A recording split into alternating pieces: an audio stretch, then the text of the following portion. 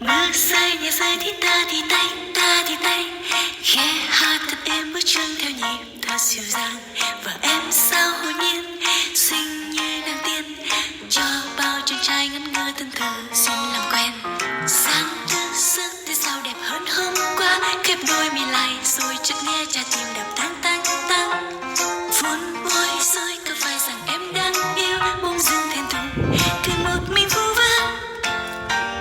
Bước xuống phố trái tim rộn vang hân hoan, hát câu yêu đời nụ cười em để son hồng.